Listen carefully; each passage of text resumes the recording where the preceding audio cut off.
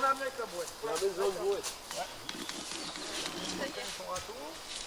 Et si on commence pas, on commencera jamais.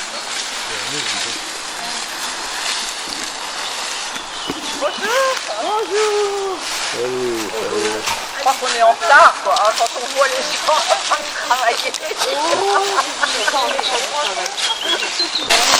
Oui, voilà.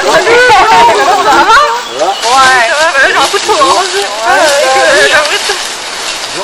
Il y a une bonne petite montée là. Il y a d'autres personnes qui arrivent au son bout. Oui, sportive. L'espace choisi, il a été. On va commencer aujourd'hui au niveau de cet arbre. Le lieu a été choisi aussi avec un groupe. On a défini ce lieu pas pour une raison, quelques raisons simples, c'est que là on est protégé. Nous sommes à l'abri du vent, quand même un peu plus que si on était un peu plus haut là-bas. Et puis on est on est protégé par ce châtaignier. Et puis il y a aussi encore un détail assez important. Jo par exemple, l'autre fois suggérait de prendre plutôt ce côté-là plutôt que l'autre devant, parce qu'ici on a un mouvement de terrain. Vous voyez un peu, il y a un creux, une bosse, ça tourne, enfin voilà. Et ce mouvement de terrain, en fait, voilà, dans l'histoire que l'on veut raconter un peu tout ça ensemble, c'était plus sympa. Il a pas tort. Juste le problème, c'est qu'on s'éloigne un petit peu du chemin principal. Mais finalement, je pense qu'il a raison de prendre ce choix.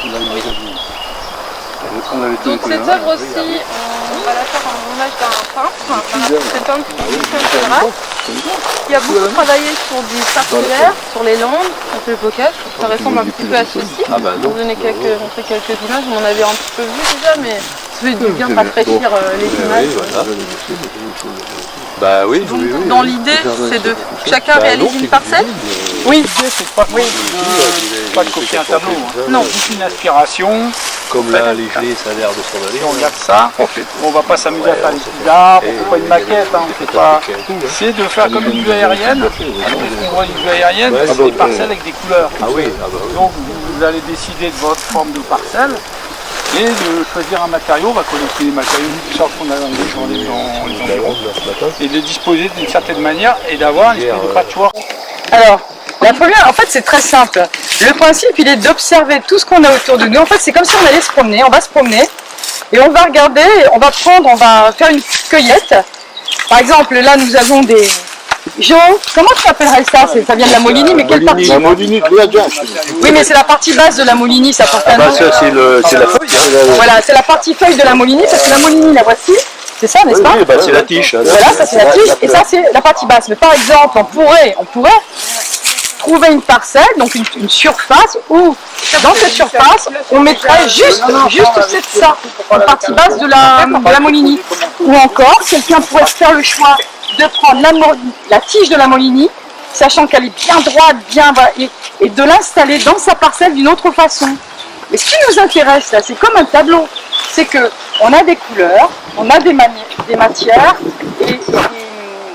et on va organiser ça de façon différente, et ça va faire vraiment un beau tableau. Donc on va aller commencer par planer en fait des matériaux, c'est ça?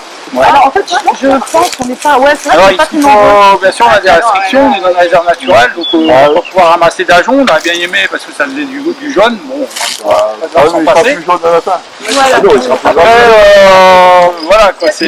mais... Même la mousse, hein, les mousses... Voilà, c'est plutôt ça, c'est la mousse. Une fleur d'ajonc, on ne va pas ramasser une fleur d'ajonc. On ne cueille pas, on ramasse. Voilà. Sur la fleur d'ajonc, elle ne va pas rester longtemps. Ce qui est mort, voilà. Donc finalement, c'est un travail, une promenade, juste un regard de l'observation et ensuite le choix d'une matière qu'on apprécie, une couleur ou une matière. Et ensuite, il y a une façon de l'organiser dans sa parcelle. On n'a pas parlé des paliers. Et alors justement, maintenant je te laisse parler. Pour séparer ces parcelles, Ils sont on va utiliser un petit peu ce qui se faisait à l'époque, on va faire des paliers. C'est des séparations avec des pierres qui sont levées. Alors nous on ne va pas faire ça avec des grosses pierres. On a ramassé, on a plein d'éclats. On va les poser en fer, comme ça va apporter tout le monde. On porte le palier.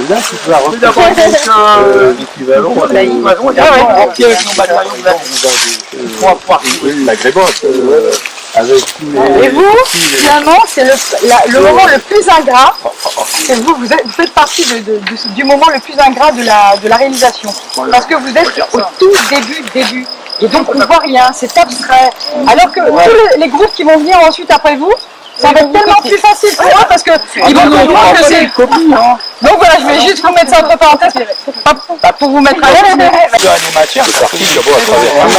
Je voudrais vous donner un autre exemple. Quelqu'un, par exemple, décide de couper des tiges de fougères et de mettre que des tiges de fougères dans sa parcelle. Le fait même de couper des tiges de fougères en tout petits morceaux ou en très grands, déjà c'est deux choses différentes. Vraiment, ça donnerait deux aspects différents. Et le fait d'orienter sa tige de fougère en les croisant ou en les alignant comme ça, ou les alignant à chaque fois, ça donne encore une impression différente. Et c'est tout ça qui est intéressant. En fait, il peut y avoir plusieurs personnes qui travaillent avec la tige de fougère, mais il y a plein de façons de s'organiser avec. Voilà. Je ne sais pas si je me fais comprendre. C'est plus facile presque de faire que de raconter. Des parties, c'est magnifique, hein. Ouais. Et en les associant, et au bout d'un moment, on a toute une petite... Alors tu pourras peut-être pas faire une très grande parcelle, mais une petite parcelle comme ça qu'avavec du lichen bleu, c'est magnifique.